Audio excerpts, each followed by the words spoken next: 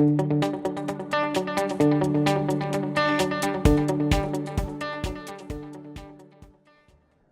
amigos, here we are at the end of Module 3. Our fiesta is not over, and hopefully by now your journey from the Caribbean to New York and back hasn't been too exhausting. Let's now take a look at the topics and issues that have been discussed in this module so that you are better placed to understand what salsa is all about and better informed to answer the quiz question and undertake the assessment. We follow the journey from Santiago de Cuba, in other words from son montuno to salsa, all the way to New York, particularly in the 1950s and immediately after the Cuban Revolution in 1959. Cubans settled mainly in Miami, but some made their way to New York, along with Puerto Ricans, Dominicans, and other Latin Americans.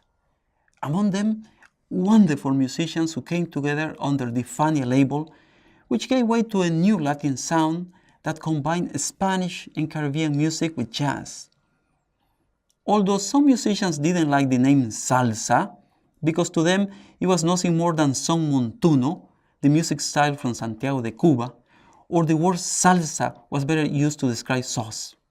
However, the name didn't go away.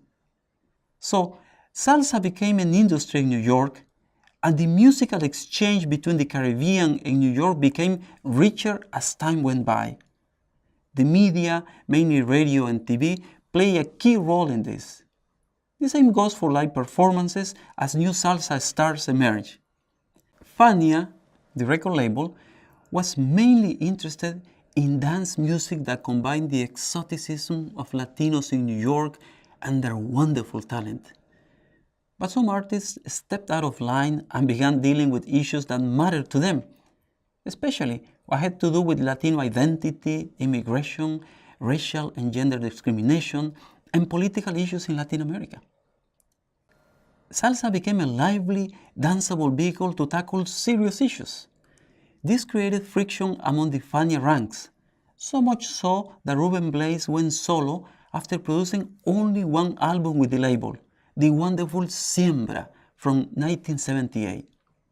Blades departed from mainstream and purely commercial salsa, but still became a superstar.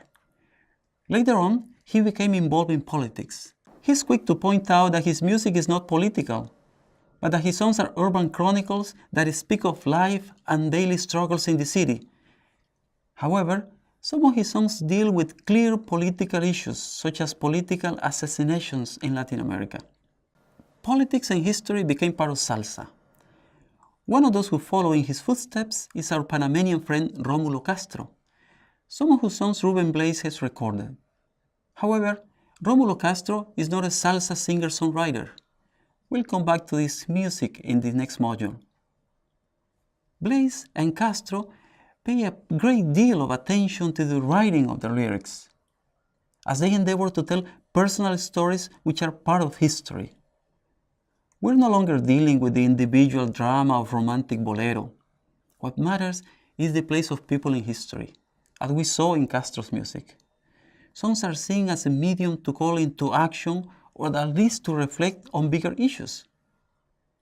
Since we're talking about Ruben Blades, Rómulo Castro, and Panama, there's an article you might be interested in because it focuses on Blades, his Panamanian roots, and Latino identity in New York. This article is a north-south conversation that begins with a song by Rómulo Castro recorded by Ruben Blades. In fact, we'll be talking about that song in the next module. Do check out the article if you can. It'll be in the further reading section.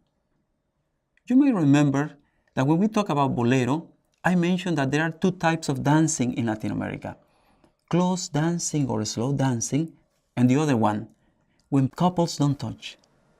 For the most part, when dancing salsa, couples don't touch, but sometimes they do.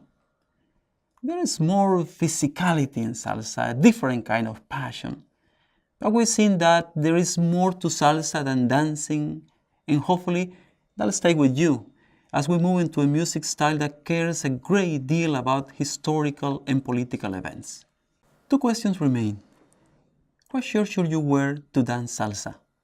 That's up to you, amigos. But a guayabera is always a good idea. The other question is, are we going back to Cuba in Module 4? Let me check my travel plans. I suspect we'll be seeing each other somewhere in Latin America again.